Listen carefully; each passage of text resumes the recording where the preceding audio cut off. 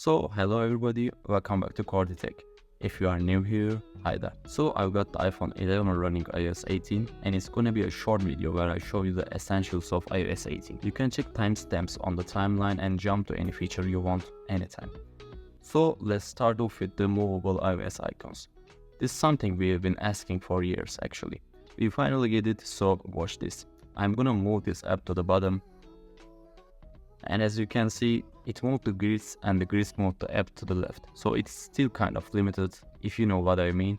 And I'm going to move this app, so let's see how this thing works. So as you can see, it still kind of wants to fill in some space, but for the most part I can keep this separate just like that. Secondly, app icons. So iOS 18 mostly has changes for the main screen. First, the grid changed, and second, you can customize app icons on the main screen. Before that, we had a way to change all icons on the phone, but it was kind of a workaround way to do it. If you guys want a video about it, let me know in the comments, but with iOS 18, we have a simple and more conservative solution to this. So as you can see, I have a black tinted, bigger icons with no text underneath them. In order to do this, long press on the main menu, click Edit, like this, and click Customize. As you can see, we have a bunch of options here. So you click small, you get small icons like this. You click large, you get large icons and no text as I showed you. So with automatic, you can choose if phone gets into the dark mode, your icons will get darker too and vice versa. And this is interesting, with tinted icons, you can choose whatever color you want, like this. Let's say I want to get something like reddish color. Like that. It does that and it's really tinting every single app, not only native apps, as you might think. It looks bad in my opinion, so I'm gonna change it a little bit in here, a little more white, like that. So with this change, you have more customization over your phone like Android phones. If you ask me, it takes away the elegance feeling of iPhone's app. But of course, you can just keep it like before. Just go there and light. This is the old style, but I don't know, what do you think? Comment it down below. It confuses me really, but anyway, it's nice to see some customizations on iPhones, and maybe Apple tries to implement some iKey effect over their phones. I'm sure so many great ideas about this feature will pop up over time. Thirdly, redesigned control center, and as you can see, I customized it a bit. So this design language is kinda looking like Vision OS with these rounded buttons, if you ask me. If you swipe down, you get different windows, and yeah, you can make this kind of windows. I actually got linked one of my shorts just because I said this feels un-Apple to me. Look at that, man. This feels so un-Apple to me, to be honest. I mean, having chance to make these goofy windows like this puts iPhones in a different place in my eyes. I know I could just don't do this, but I don't know. This is an iPhone, and if you ask me, it needs to have some limitations over users because it represents some value with its design language. For example, if you manage to get a Ferrari and modify it, the Ferrari actually blacklists you and won't sell you any more Ferraris because they value their cars, and if you change their design language, they punish you for that. Maybe I'm too strict with the idea of iPhone's design, but this is how I think. So back to control center, we have little icons representing each windows right here, as you can see, home setup, cellular, etc.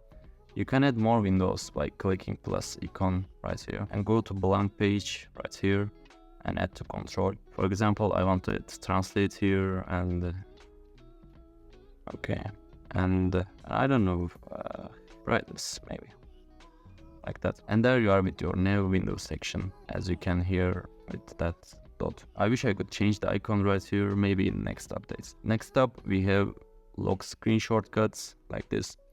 We are finally able to change them. I actually never asked anything more than flashlight and camera here, but I know so much people asked for this, so here we are. As you can see, I kept flashlight button where it was before and changed the camera with Shazam, because I can get the camera just by swiping left, so there's no need to keep a button with same functionality. You can change this by long pressing in lock screen, click on customize, click lock screen, and as you can see, you can either delete or change them. So for example, I delete this one and add another thing to replace it, like remove. Next up, we have hidden apps.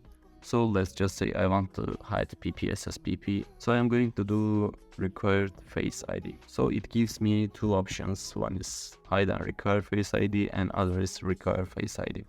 I'm going to pick the hide and require Face ID, but what happens if I just choose the first option?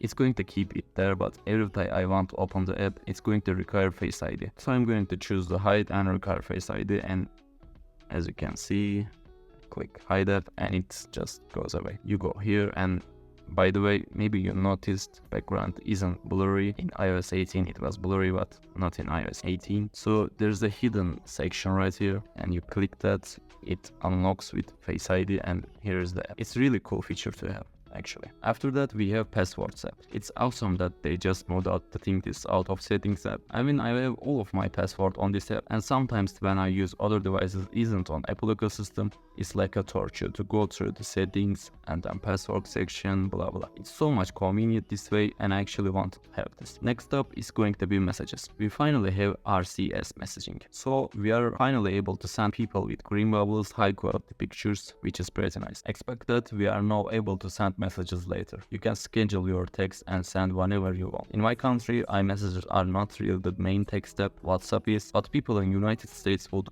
if I didn't mention about RCS and iMessages.